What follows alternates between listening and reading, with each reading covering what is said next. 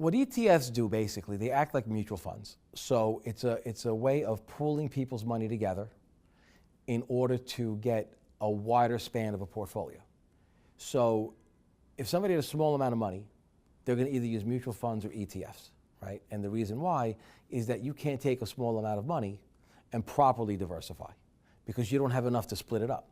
Well, let's say somebody had $10,000. Sounds like a lot of money to some people, right? To some it is, and to some it's not, but it's a nice piece of money, right? Well, if you said Apple stock should be in the portfolio, well, that stock's $130 a share, $135 a share, whatever it is. How many shares of that can you buy with $10,000? Not a lot, right? But now, that's only one stock. That's only one sector. So how do you diversify that small amount of money by not using something like something pooled, either a mutual fund or an ETF? The reason why somebody would use an ETF, basically fees, right? They have less fees than certain mutual funds would. And I'm not going to say liquidity, because a mutual fund, you have liquidity on a daily basis. An ETF, you have constant liquidity. So an ETF is going to trade, it's called an exchange traded fund, meaning it trades on an exchange like a stock does.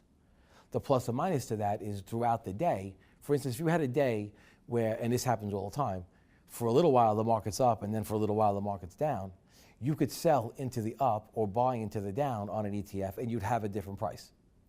A mutual fund, 4 o'clock in the afternoon is when they price it for that day. So anybody that bought or sold that day got the same price no matter what happened throughout the day.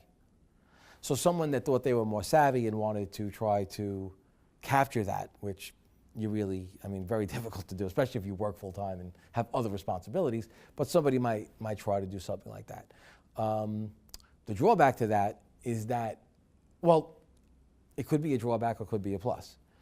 The ETF is going to trade based on supply and demand of that day. It's going to go up and down, right, like a stock does. Whereas a mutual fund is going to get priced based on what's called net asset value, the inherent value of what's inside the fund. So they'll add up everything in the fund, divided by the number of shares, and that's what your value is. So it's more accurate as to what the actual value of the underlying investment, where an ETF could be more than that or could be less than that.